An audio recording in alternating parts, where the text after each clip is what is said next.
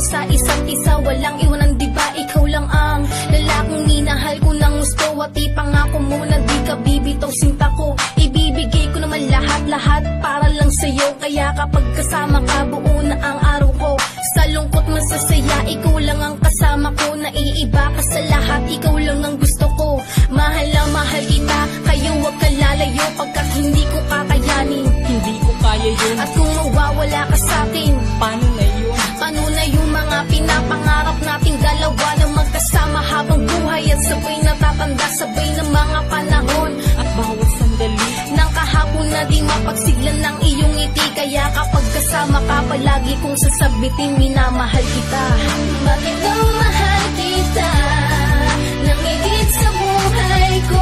Yan ay hindi ko maipaliwanag, maintindihan. Bakit nga ganito ang nadama nang makilala ka'y umibig ng tuluyan. Ang puso noon ay nasa kita. Kahit na madalas kang masita ni Papa, bakit ba payag naman si Ina sa pag-iibigan natin? At ika'y kikilalanin bilang ama ng mga magiging anak natin. Ako ang kanyang prinsesa at siya ang prinsipe ko. Larawan niya ang nakalagay sa kisame ko at sa dingding at bintana.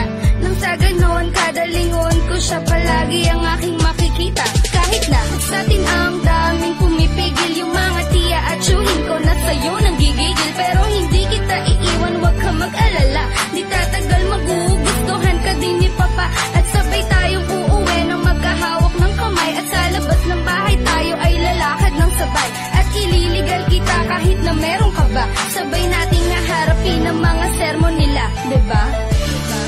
Bakit daw mahal kita nang higit sa buhay ko? Yan ay hindi ko maipaliwanag, maintindihan. Bakit nga ganito ang nadama nang makilala ka'y umibig ng tuluyan. Ang puso noon ay nasa kita. Ang kwento namin ay parang love story sa pelikula. Nagpakababa siya kahit alam niya na mali ko na.